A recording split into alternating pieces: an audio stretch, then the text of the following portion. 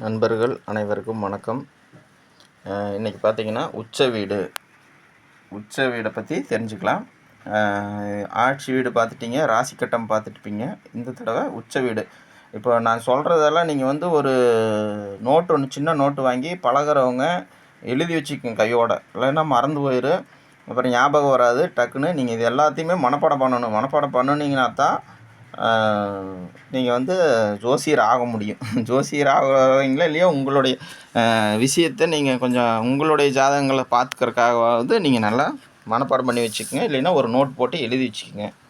சரிங்களா? இப்போ மேசத்தில் இந்த வீடு மேசம்னு நான் ஏற்கனவே சொல்லியிருக்கிறேன். மேசம், இந்த கட்டத்துக்கு பேர் மேசம். இந்த வீட்டில் பார்த்திங்கன்னா சூரியன் உச்ச பலத்தை அடைவார். உச்சம் அப்படிங்கிறது அதாவது உச்சம் அப்படின்னா 100%க்கு மேலே பலம் ஆகிடும். 100%க்கு மேலே பலம். அந்த கிரகங்கள் 100%க்கு மேலே பலத்தோடு இருக்குது அப்படின்னு அர்த்தம். சூரியன் இந்த வீட்டில் உச்சம் அடைவார். சூரியன் இந்த போட்டியில் இப்போ இருக்குதுன்னு வச்சுக்கோங்க. அந்த போட்டியில் சூரியன் இருக்கும்போது உச்ச பலத்தோடு இருக்கிறாரு அப்படி தான் நம்ம சொல்கிறோம். இப்போ ஆட்சியாக இருக்கிறாரு அப்படின்னு சொல்கிறோம். எதுக்காக ஜாதகம் சொல்லும்போது உங்களுக்கு இதெல்லாம் பயன்படும். அப்போ தான் நல்லா இருக்கார். இந்த லக்னாதிபதி, இப்போ நீங்கள் சிம்ம லக்கணத்தில் பிறக்கிறீங்க, லக்னாதிபதி சூரியன் அப்படின்னா அவர் உச்சமாக இருக்கிறாரு, நீங்கள் நல்லா இருக்கிறீங்கன்னு அர்த்தம். அப்படி தான் கண்டுபிடிக்கிறதுக்காக தான் இதெல்லாம் பழகிறது. சரிங்களா? இப்போ நீங்கள் அடுத்தது ரிஷபம். இந்த ரிஷப வீட்டில் சந்திரன் உச்சமாவார். ரிஷப வீட்டில் சந்திரன் உச்சமாவார். பார்த்தீங்களா, காலபுருஷத்துலேயே பார்த்தீங்கன்னா ஃபஸ்ட்டு சூரியன் தான் உச்சமாகிறார், அப்புறம் சந்திரன் தான் உச்சமாகிறார். மிதுனத்தில் யாரும் உச்சமாக மாட்டாங்க. இந்த வீடு மிதுனம் சொல்லி கொடுத்துருக்குறேன். இதில் யாருமே உச்சம் இல்லை. அப்புறம் இங்கே பார்த்திங்கன்னா கடகத்தில் பார்த்திங்கன்னா இந்த வீட்டில் குரு உச்சமாவார். குருவுக்கு இது உச்ச வீடு. சந்திரனுடைய வீடு, குருவுக்கு உச்ச வீடு. அடுத்தது சிம்மம். இந்த சிம்மத்தில் யாரும் உச்சமாக மாட்டாங்க. சிம்மம் ஏன்னா அவரே பெரிய ஆள், சூரியன் வீடு. அங்கே போய் நம்ம எப்படி உச்சமாகிறது? அதனால கடவுள் கொடுக்கல. பார்த்தீங்களா, எல்லாம் காலபுருஷ கடவுளினுடைய இது பாருங்க எப்படி கொடுத்துருக்காருன்னு. அடுத்து பார்த்திங்கன்னா இது கன்னி பார்த்திங்கன்னா புதனுடைய வீடு. இங்கே புதன் தன்னுடைய வீட்டில் தானே உச்சம் அடைச்சிடுவார். ரைட்டுங்களா? புதன் கன்னி வீடு. இதுவும் புதனுடைய வீடு தான். இங்கே உச்சம் அடைய மாட்டார், ஆட்சியாக இருப்பார். இங்கே உச்சமும் அடைவார். மூலத்திரிகோணம்னு ஒரு பலம் இருக்குது, அதுவும் அடைவார். அது ரெண்டாவது உங்களுக்கு சொல்லித்தரேன். அப்புறம் இங்கே பார்த்தீங்கன்னா இது சுக்கிரனுடைய வீடு. இங்கே யார் உச்சமாகிறாருன்னா சனி உச்சமாவார். சுக்கிரனும் சனியும் நட்பு கிரகங்கள்.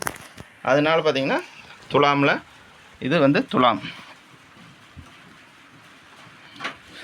இந்த வீட்டில் பார்த்திங்கன்னா சனி உச்சமாகிடுவார். துலாத்தில் சனி உச்சமாக இருப்பார். அடுத்தது பார்த்திங்கன்னா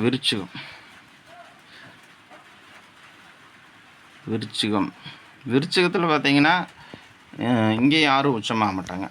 சரிங்களா? அடுத்தது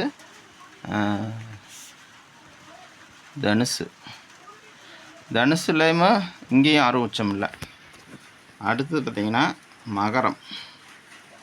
மகரத்தில் செவ்வாய் உச்சமாவார். செவ்வாய் உச்சமாக இருப்பார். மகர வீட்டில் செவ்வாய் உச்சம். கும்பத்தில் யாரும் உச்சமாக மாட்டாங்க. கும்பம். அடுத்தது மீனத்தில் சுக்கிரன் உச்சமாவார். சுக்கிரன் இங்கே உச்சமாகறாருன்னு பாருங்க. சுக்கிரன் காலபுருஷ தத்துவத்துக்கு 12ஆம் வீடு. இது 1ல் ஆரம்பித்து இங்கே 12ல் முடியுதா சொல்லி கொடுத்துருக்குறேன்னா, அப்போது 12ஆம் வீடுங்கிறது படுக்கை அறை, சுகம், தூக்கம், இதெல்லாம் அதில் வரும். அது பின்னாடி வரும். அங்கே சுக்கிரன் உச்சமாகறாரு பாருங்க. திருமண யோகத்தை கொடுக்குறவரு அவர் தான். சுக்கிரன் நல்லா இருக்கணும். ஒரு ஜாதகத்தில் எப்போவுமே சுக்கிரன் நல்லா இருக்கணும்னு எதுக்காக சொல்கிறோம்னா அதுதான். ஆனால் அவர் உச்சமாகிற வீட்டில் இங்கே புதன் உச்சமாவார். ஆப்போசிட்டில் 2 பேரும்.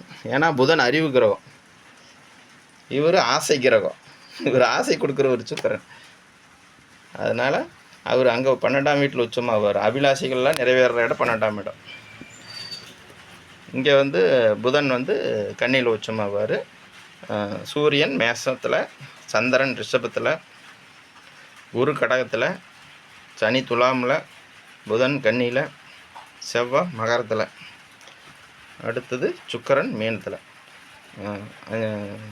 பார்த்திங்கன்னா 7 கிரகம் வந்துருச்சா? 1 2 3 4 5 6 7. சரிங்களா?